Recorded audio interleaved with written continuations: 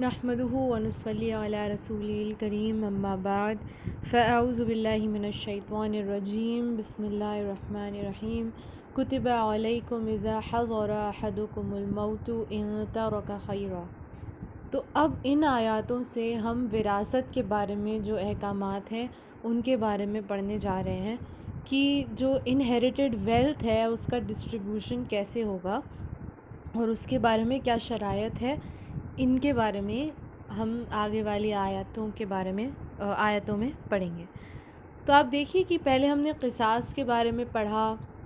اور اب ہم وراثت کے بارے میں پڑھ رہے ہیں۔ تو دیکھیے اللہ تعالیٰ نے ہر چھوٹی سے چھوٹی چیز کو واضح طور پر اسپیسیفائی کر دیا ہے، کیونکہ جب کبھی بھی کوئی کرائم ہوتا تھا تو تب بھی لوگ معاشرے میں بہت زیادہ لڑائی جھگڑا فتنہ فساد ہوتا ہے، پلس جب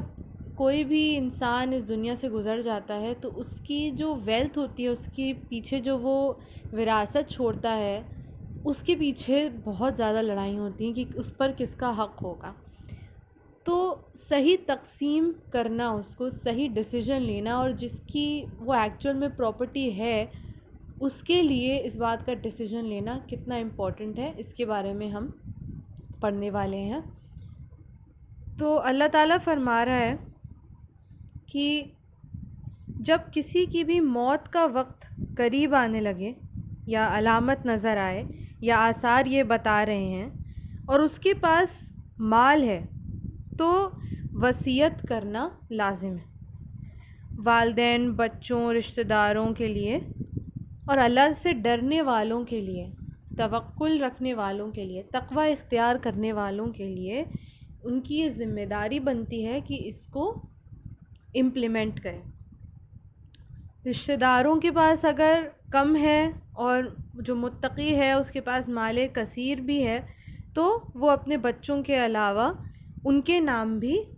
وراثت اپنی کچھ چیزیں یا کچھ حصہ کر سکتا ہے، ٹھیک ہے۔ تو یہ لازم ہے اس پہ کہ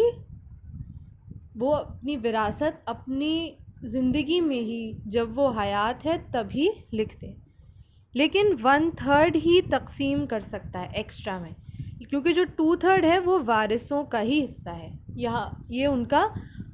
فرض ہے کہ وہ اپنے وارثوں کو دیں، اور یہ وارثوں کا حق ہے 2/3 پراپرٹی، اور جو باقی 1/3 ہے یہ حدیث سے ثابت ہوتا ہے کہ جو باقی 1/3 ہے اس کو اور جگہوں پہ لگا سکتا ہے، ٹھیک ہے، یا تو کسی کنسٹرکشن میں لگا سکتا ہے، کسی پراپرٹی میں لگا سکتا ہے تاکہ اس کے لیے ایک صدقہ جاریہ بھی بنے،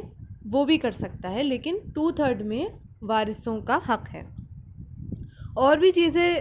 لکھی جا سکتی ہیں وراثت میں، جیسے کہ کہاں دفنانا ہے، کہاں دفنانا ہے، کہاں نہیں دفنانا ہے، اور کون ان کے فوت ہونے کے بعد کون چہرہ دے سکتے، جیسے نامحرم چہرہ دیکھ سکتے ہیں یا نہیں دیکھ سکتے ہیں۔ تو بہت ہی فرصت میں اطمینان سے اس کو لکھنا چاہیے اور کسی ایکسپیرئنس انسان کی پریزنس میں لکھنا چاہیے، اور صلہ رحمی کے ساتھ ہی وہ لکھنا چاہیے، کوئی بھی حق تلفی نہیں کرنا چاہیے۔ تو جب بھی کوئی فوت ہو تو جو اکثر ہم نے یہ دیکھا ہے کہ یہ ہوتا ہے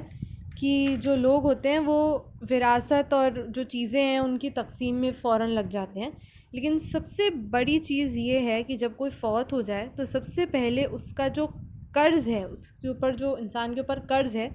اس کو پورا کیا جائے۔ دوسری چیز آتی ہے کہ اس کی وصیت ادا کی جائے، جو بھی اس نے وصیت نامے میں لکھا ہے اس کو ادا کیا جائے، اور اگر اس کی وصیت میں اس کی موت یا اس کے دفنانے کے متعلق یا امیجیٹ کوئی کال ٹو ایکشن اس میں لکھا ہوا ہے اس کے متعلق تو اس کو پہلے پرائیورٹی بیسس پر کیا جائے اور اس کو وارثوں میں صحیح طریقے سے جیسے کہ اس میں لکھا ہے اس میں تقسیم کیا جائے، ٹھیک ہے۔ پھر اس کے بعد بتایا فَمَن بَدَّلَهُ بَعْدَ مَا سَمِعَهُ فَإِنَّمَا اسْمُهُ عَلَى الَّذِينَ يُبَدِّلُونَ۔ تو اگر کسی کو ول معلوم ہے اس انسان کی اور پھر اس کے جانے کے بعد وہ اس ول کو ٹیکٹفلی چینج کر دیتا ہے، یا پھر ول لکھنے والے انسان کو یا ول لکھوانے والے انسان کو پریشرائز کرتا ہے یا پھر فورس کرتا ہے کہ وہ اس طریقے سے اپنی ول کو بنائے، تو لکھوانے والے کے اوپر یا ایگزیکیوٹ کرنا جس کی ذمہ داری ہے اس کے اوپر بہت بڑا گناہ ہے. ٹھیک ہے، تو یہ چیز دھیان رکھنے کی بات ہے کہ جو چیز لکھ دی گئی، کیونکہ جس انسان کی پراپرٹی ہے اسی کا اختیار ہے اس کے اوپر پوری طریقے سے، اور کسی بھی کیس میں وہ چینج نہیں کیا جا سکتا. اور اگر ان کیس ایکسیپشن ہے کہ اگر جو لکھنے والا ہے وہ حق تلفی کا معاملہ کر رہا ہے، اس وقت وہ حق تلفی کا معاملہ لکھوا رہا ہے آپ سے، یا پھر جو آپ اگر کسی کی وصیت نامہ لکھ رہے ہیں اور آپ کو لگ رہا ہے کہ وہ یہاں پر حق تلفی کر رہا ہے دین کے مطابق، یہ ایسے نہیں ایسے ہونا چاہیے، تو آپ کو اصلاح کرنا ہے اس کی، یہ بھی آپ کا فرض ہے. اور اگر اس سے سولو نہیں ہوتی ہے بات، تو لوگوں کو بٹھا کے اس کو سلجھانا اور پھر چینج کرنا، یہ آپ کی ذمہ داری ہے. ٹھیک ہے، اور اگر وہ نامہ آپ کے سامنے آیا ہے اور اس میں پہلے چینجز ہو چکے ہیں، یا پھر اس میں کچھ ایسی باتیں لکھی ہوں جو دین کے مطابق نہیں ہیں، تو بھی لوگوں سے کنسلٹ کر کے اس کو چینج کروایا جا سکتا ہے. اس کو پریشرائز کرنے میں یا چینج کرنے کی کیٹیگری میں نہیں ڈالا جائے گا، کیونکہ یہ اللہ کے مطابق آپ اس کو چینج کر رہے ہیں. ٹھیک ہے، قانونی طور پر ہاں یہ چیز ان ایکسیپٹیبل ہوگی، پنشبل ہوگی، مطلب آپ کے لیے الاؤ نہیں ہوگی، لیکن دینی طور پر ایسی حق تلفی کا معاملہ ایگزیکیوٹ کرنا بھی آپ کے لیے درست بات نہیں. اور حدیث میں یہ بھی آتا ہے، کیونکہ وراثت جو ہے بہت ہی اہم چیز ہے، کیونکہ اس کی وجہ سے بہت فتنے فساد ہوتے ہیں، تو جو انسان زندگی بھر نیکی کرے لیکن وصیت کو غلط کر دے، اس کے لیے جنت حرام ہے. ٹھیک ہے، تو یہ چیز ہمارے دماغ میں بیٹھ جانی چاہیے کہ غلط وصیت کر کے جانا یا غلط وصیت کروانا یا پھر غلط وصیت کرنے کے لیے کسی کو فورس کرنا، یا پھر اس میں کچھ چینجز کرنا اپنے حساب سے، یہ سب بہت بڑا گناہ ہے. تو یہ چیزیں جو وصیت کے بارے میں آتی ہیں وہ بہت زیادہ توجہ دینے والی ہیں. اور اس کے بعد یہ اللہ فرماتا ہے کہ اگر وصیت کر لی ہے تو یہ ایک طریقے کا عہد ہو گیا، یہ ایک پکا ارادہ ہو گیا. اس میں آتا ہے نا،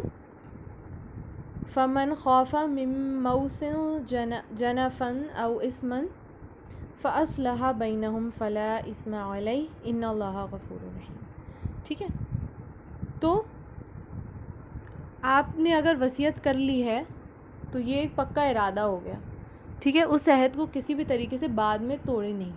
یہ نہ سوچیں کہ ابھی آپ نے وصیت کر لی ہے، ابھی تو اس کے ساتھ تعلق اچھے ہیں، اس رشتہ دار کے نام آپ نے یہ کر دیا ہے، ابھی اس کے ساتھ تعلق اچھے ہیں، بعد میں جا کر اگر اس نے آپ کے ساتھ صلہ رحمی کرنا بند کر دیا، اگر بعد میں جا کے وہ آپ کے اگینسٹ ہو گیا تو آپ اس کو چینج کر دیں. یا پھر آپ نے اپنے بیٹوں کے نام کر دی اور بیٹوں نے آگے جا کے آپ کو کم توجہ دینے لگے اور اپنی فیملی میں زیادہ مگن ہو گئے، آپ کو کم انہوں نے آپ کو اتنا اٹینشن نہیں دے رہے ہیں، تو اس کا مطلب یہ نہیں کہ آپ ان سے رشتہ توڑ لیں. یا اگر آپ نے رشتہ توڑ لیا ان سے تو یہ ایسا نہیں ہے کہ آپ اپنی وصیت نامے سے ان کو ہٹا دیں، کیونکہ وہ ان کا حق ہے. تو یہ ایک عہد ہے جو آپ کو پورا کرنا ہے. ہاں اگر مجبوری میں اگر آپ توڑ رہے ہیں اس کو، کوئی ایسا معاملہ پیش آ گیا کہ آپ کو مجبوری میں توڑنا پڑ رہا ہے اس چیز کا جو آپ نے کسی کے نام کر دی تھی، اس کو کہیں اور آپ کو بہت زیادہ ضروری طور پہ یوز کرنا پڑ رہا ہے، یا پھر جس کو ملنے والی تھی وہ اپنی مرضی سے اگر کہے کہ یہ چیز ایسے نہیں آپ ایسے کر دیں، تب اس کو چینج کیا جا سکتا ہے. اور اس کا پھر اگر آپ نے اس کو توڑا ہے کسی وجہ سے، اگر آپ کو اس چیز کی ضرورت ہے یا آپ نے اس کو توڑ دیا، یا آپ نے کہا کہ میں اب تو یہ چیز نہیں دے سکتا کیونکہ مجھے اس چیز کی ضرورت ہے، تو پھر اس کا آپ کو کفارہ دینا پڑے گا. ٹھیک ہے، تو مجبوری میں یہ گنجائشیں اللہ تعالیٰ نے دی ہیں، لیکن یوزول کیسز میں ایسا کرنا الاؤڈ نہیں ہے. ٹھیک ہے، ایک چیز جو بار لکھ گئی ہے وہ پھر اس کو as it is he execute کرنا ہے، کسی کی حق تلفی کرے بنا. تو تو یہ وصیت کے بارے میں کچھ آیات تھیں، اور بہت ضروری ہے اس سے ریلیٹڈ حدیثوں کو پڑھنا، اس سے ریلیٹڈ کیا شرح ہے اس کو پڑھنا، کیونکہ یہ کسی کے بھی سامنے آ سکتی ہیں اور کسی کو پتہ نہیں ہے کس کی موت کب آ جائے۔ تو انسان کے لیے یہ درست ہے کہ جب تک وہ حیات ہے، جب تک اس کا دماغ ٹھیک طریقے سے کام کر رہا ہے، وہ خیر و عافیت میں ہے، اس کنڈیشن کے اندر ہی اپنی وصیت لکھ دے، کیونکہ بہت باری ایسا ہوتا ہے کہ لوگوں کا اتنا زیادہ بڑھاپا آ جاتا ہے، یا تو وصیت نامہ بہت جلد بازی میں لکھ دیا جاتا ہے بنا غور و فکر کرے، یا پھر لکھا ہی نہیں جاتا ہے اور اس کے بعد فتنہ فساد ہوتا ہے، چاہے پہلے کتنا ہی لگتا ہو کہ لوگ لڑیں گے نہیں، کچھ کریں گے نہیں، لیکن بعد میں جا کے بہت فتنہ فساد ہوتا ہے، خونی بھائی بہنوں میں فتنہ فساد ہوتا ہے کہ کس کو کیا چیز ملے گی، اور یہ تو ایسے اور یہ تو ویسے، اور بعد ہمیشہ کا تعلق جو ہے وہ ختم ہو جاتا ہے۔ تو اس لیے بہت ضروری ہے کہ سب کی رضامندی سے ایک پرٹیکولر ڈاکیومنٹیشن کرا دی جائے، جو قانون ہے، جو گورنمنٹ ہے اس کے ساتھ، تاکہ بعد میں کوئی بھی لڑائی جھگڑا یا خون خرابہ یا اس طرح کی کوئی چیز نہ ہو۔ وآخر دعوانا ان الحمد للہ رب العالمین۔ السلام علیکم ورحمۃ اللہ وبرکاتہ۔